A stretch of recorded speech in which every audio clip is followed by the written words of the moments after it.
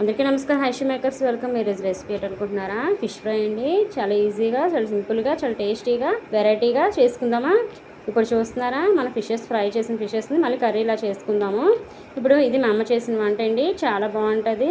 ఇప్పుడు చూస్తున్నారు కదా, మనం ఫిష్ ఫ్రై చేసిన తర్వాత ఎక్స్ట్రా ఆయిల్ అని తీసేసి కొంచెం ఆయిల్లోని ఈ విధంగా చేసుకుందాము. ఫస్ట్ మనం ఉల్లిపాయ కట్ చేసి ఇలాగ వేయించుకోవాలి. వేయించుకుంటే చాలా బాగుంటుంది అనమాట. మా రెసిపీస్ మీకు నచ్చిన మా ఛానల్ ఫస్ట్ టైం చూసినట్లయినా మీరు ఒక్క లైక్ చేసి సబ్స్క్రైబ్ చేసి మమ్మల్ని ఇంకా ఎంకరేజ్ చేయండి. చూస్తున్నారు కదా, ఇది మన ఫిష్ తర్వాత టమాటో ప్యూరీ వేయించేసాము. అది ఫిష్ మనకు మిగిలిపోతుంది కదండి, కారం ముద్ద అనేది. అది ఏం చేయాలో తెలియదు. అలాంటప్పుడు మనం ఇలా కర్రీ చేసుకోండి.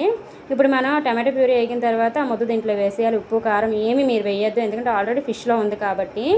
ఇప్పుడు మనం కారం ముద్ద వేసేసి బాగా వేయించేసుకున్న తర్వాత మనం నిమ్మకాయ కూడా వేసేస్తాము. వేసేసి కొంచెం 2 మినిట్స్ మనం వేయించిన తర్వాత ఫ్రై చేసిన ఫిషెస్ కూడా వేసేసుకోవాలి. వేసేసి అవి 2 నిమిషాలు వేయించాలి. వేయించింది కొత్తిమీర వేసుకోవాలన్నమాట.